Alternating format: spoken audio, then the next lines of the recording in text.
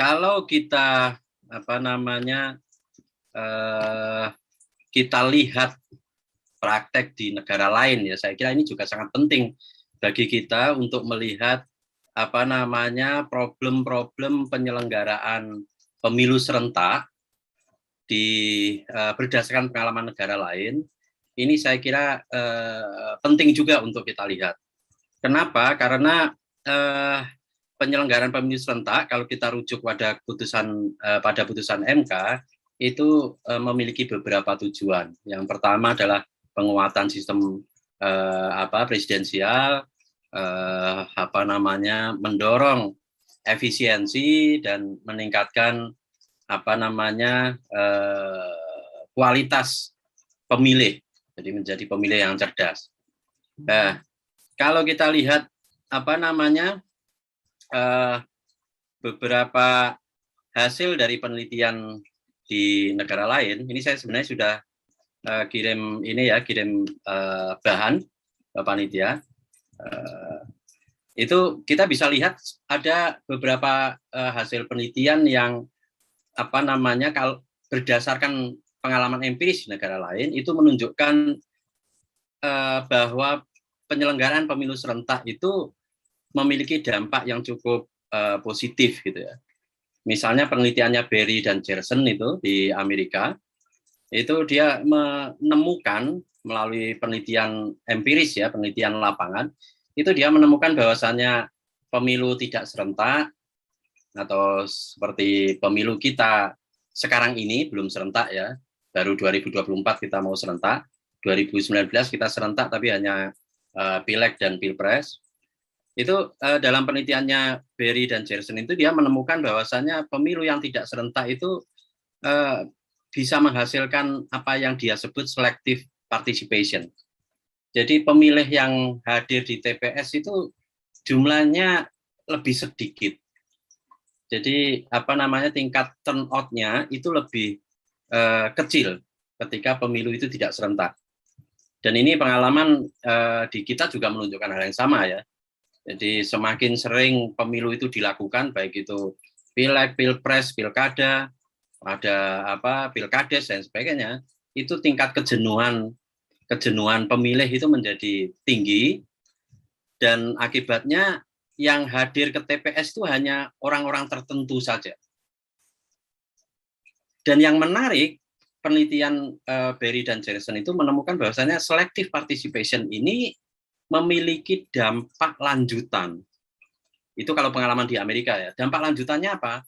Itu produk kebijakan yang dihasilkan oleh pejabat pemerintahan pasca pemilu itu cenderung lebih menguntungkan kelompok warga tertentu, yakni kelompok warga yang hadir di TPS. Ya, oleh karena itu Berry dan Gerson itu merekomendasikan perlunya penataan waktu penyelenggaraan pemilu di Amerika dengan mengupayakan keserentakan pemilu. Tetapi yang patut dicatat bahwasannya kalau di Amerika itu pemilu itu nggak hanya memilih presiden dan anggota parlemen ya, baik itu senat maupun DPR-nya. Tetapi di Amerika itu kepala daerah dan beberapa pejabat publik di daerah seperti kepala sekolah, hakim lokal, itu juga dipilih melalui pemilu. Jadi di Amerika itu pemilu yang tidak serentak itu memang menjadikan penyelenggaraan pemilu itu dilakukan berkali-kali, yaitu menyebabkan kejenuhan di kalangan pemilih.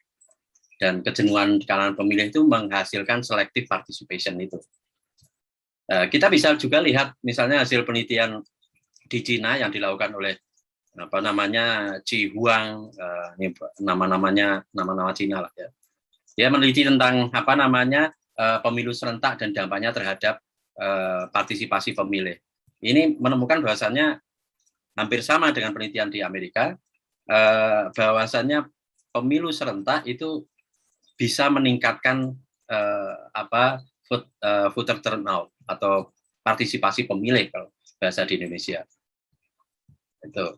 Jadi dari dua penelitian ini sebenarnya kita bisa melihat bahwasannya harusnya penyelenggaraan pemilu serentak itu meningkatkan partisipasi pemilih harusnya.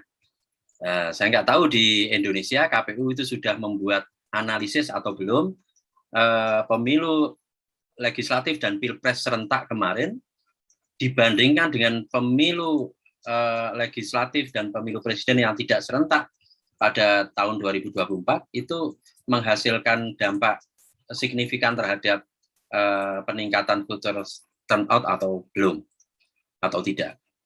Ya, kenapa ini penting? Karena ini terkait sama putusan MK itu yang menjelaskan tentang tujuan dari penerapan pemilu serentak. Hasil penelitian lain juga penting untuk kita lihat, ini yang dilakukan oleh Zainab dan beberapa dan kawan-kawan ya, tentang perbandingan pemilu tidak serentak dengan pemilu serentak. Dia menemukan bahwasannya pemilu serentak itu pemilu tidak serentak itu menimbulkan efek atau menimbulkan fenomena yang disebut New Hampshire effect, di mana pemenang di sebuah pemilu itu berpeluang untuk menang di pemilu berikutnya di wilayah berbeda. Ini terutama terkait dengan ini ya, pemilu lokal ya, pemilu lokal yang tidak serentak itu, misalnya kayak di Jawa Tengah. Di Jawa Tengah itu begitu Partai A menang di Kabupaten B misalnya, itu bisa memicu peluang Partai A itu menang kembali di di Kabupaten C misalnya. Nah, itu yang disebut New Hampshire effect. Itu terjadi di Amerika. Dan di sisi lain pemilu tidak serentak itu juga mendorong peningkatan jumlah pengeluaran belanja kampanye peserta pemilu. Nah, jadi ini saya kira hasil penelitian ini mengkonfirmasi bahwasannya pemilu serentak itu penting dilakukan untuk menekan biaya pemilu, biaya penyelenggaraan pemilu baik yang dikeluarkan oleh negara melalui KPU maupun yang dikeluarkan oleh peserta pemilu. Nah, ini sebenarnya di Indonesia kita juga harus cek ini, apakah penyelenggaraan pemilu serentak 2019 kemarin ini sudah menimbulkan efek ini, efek efisiensi. Nah, sayangnya di Indonesia itu penelitian tentang pemilu serentak ini masih belum terlalu banyak. Ada banyak artikel di jurnal, tetapi rata-rata kajiannya itu lebih banyak studi literatur, bukan studi lapangan, sehingga kita kesulitan mendapatkan potret di lapangan. Ya, saya kira salah satu hal penting nanti yang perlu dilakukan pada pemilu 2024 nanti dan setelahnya adalah mencoba mengevaluasi apakah penyelenggaraan pemilu serentak tahun 2024 itu nanti benar-benar bisa memenuhi harapan-harapan yang dicantumkan di dalam putusan MK itu, memperkuat sistem presidensialisme,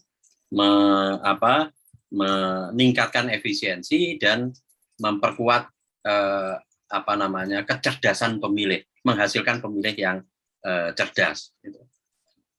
Saya ingin menekankan hal itu, dan hasil penelitian di negara lain ini juga bisa dijadikan bahan renungan bagi penyelenggara pemilu, bagi KPU, bagi Bawaslu, dan juga bagi mungkin akademisi masyarakat untuk mencoba menggunakannya sebagai referensi dalam membuat desain penyelenggaraan pemilu serentak tahun 2024. Nah, berikutnya saya ingin sedikit menambahkan ya apa yang disampaikan oleh Pak Abhan dan Om Hasim tadi terkait dengan persoalan dan tantangan pemilu serentak tahun 2024.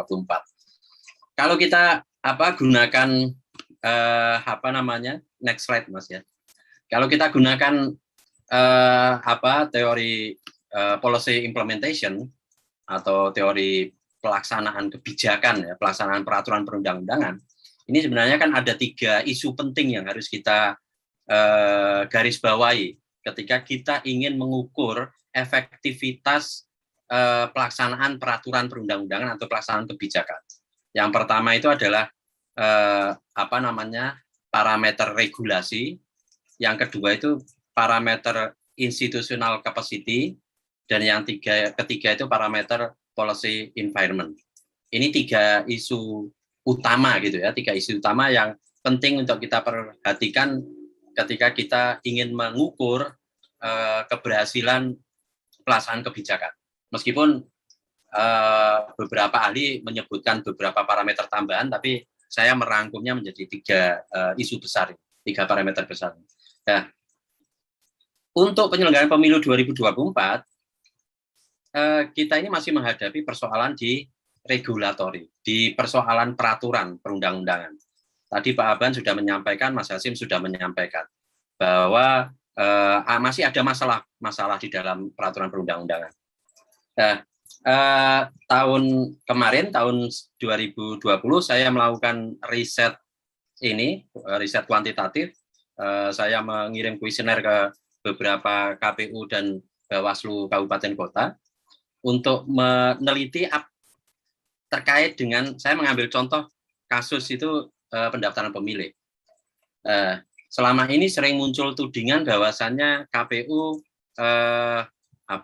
gagal memanage penyelenggaraan pemutakhiran atau pendaftaran pemilih sehingga kacau balau dan selalu menjadi perdebatan di depan publik, termasuk juga di meja hijau di Mahkamah Konstitusi.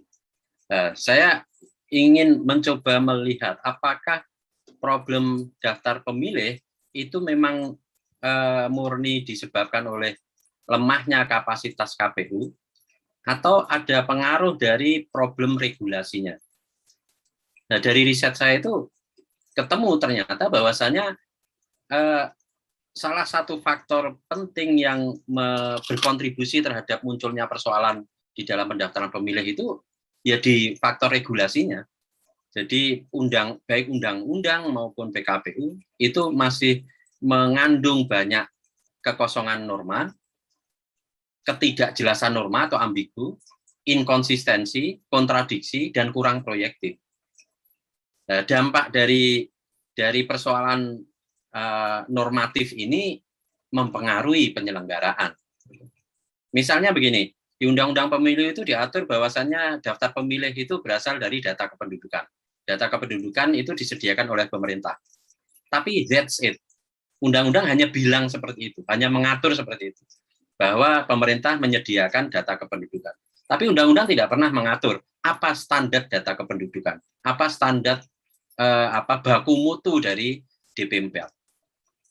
Dan undang-undang tidak memberikan delegasi mandat kepada pemerintah untuk menyusun peraturan teknis tentang tata cara penyusunan data kependudukan dan DP4. Nah, ini yang menyebabkan, berdasarkan temuan dari riset itu, ini menyebabkan banyak data kependudukan yang diproduksi oleh pemerintah itu bermasalah. Data yang diberikan oleh Mendagri kepada KPU berbeda dengan data yang dimiliki oleh Pemkab atau Pemkot di daerah. Ini kenapa ya? Karena aturan tentang prosedur penyusunannya nggak ada, standar kualitas dari data kependudukan dan DP4 yang harus disediakan oleh pemerintah itu nggak ada. KPU berusaha mengatur itu di dalam PKPU, ya, tetapi lagi-lagi KPU ngatur di PKPU, tetapi pelaksananya itu Kemendagri. Dan mungkin kita tahu ya ada rivalitas KPU dengan Kemendagri, sehingga Kemendagri tidak mudah mematuhi aturan yang dibuat oleh KPU. Jadi ini contoh beberapa problem regulasi. Dan menurut saya problem regulasi ini ketika tidak diselesaikan dengan cara apapun gitu ya, tapi kalau itu tidak diselesaikan itu tetap akan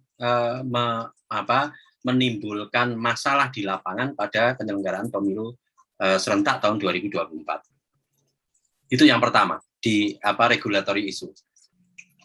Yang lainnya, Mas Minan mungkin bisa dipersingkat. Oke. Sarannya, karena kita juga sudah masih ada Mas Didik nanti. Silakan Mas Minan.